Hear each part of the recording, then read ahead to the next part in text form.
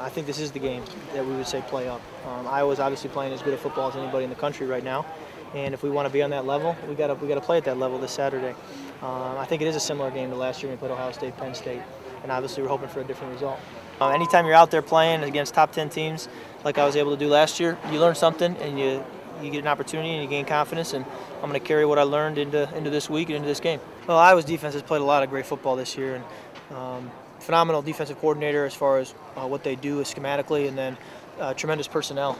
And I think the way that you match that is by executing, by not beating yourselves, by making them beat you. If they're going to win, it's going to be because their defense played a phenomenal game, not because we turned the ball over or because we weren't executing. That's what it has to be, and that's the big thing, is just do your job the best you can every play and take one play at a time, and then let the chips fall where they may.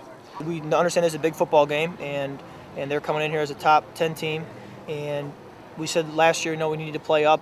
We weren't able to do that as well as we had hoped in those opportunities, and that's something that we need to do on Saturday. I remember Iowa being a physical football team, and I remember we got started, I think, pretty well offensively, and then as the game went on, they kind of shut us down, I remember. So we're going to need to be able to sustain a little longer than we did last year. And I thought we did a great job last year of matching the physicality that they brought to the football game, matching that and being tough. And that's kind of been the rallying cry this week, is we got to really up our game in terms of toughness and playing with a lot of physicality. The fact that we've been through some tough games, some tough moments in the locker room after the game, that we can learn from it, and we face some adversity. And hopefully what we've learned in games like Notre Dame game down at the end, if we get into a tight finish here, we can learn from that and move forward. I just didn't feel like there was an attitude of, oh no, or an attitude of panic. I felt like guys were still pretty confident that we had a lot of good football games still left to be played, and we felt like there was a lot we could still do. I didn't think there wasn't a feeling of panic, and so you knew we were going to be all right. Obviously there were some tough days and some tough moments so far, and we just collectively as a group tried to lead and tried to help one another.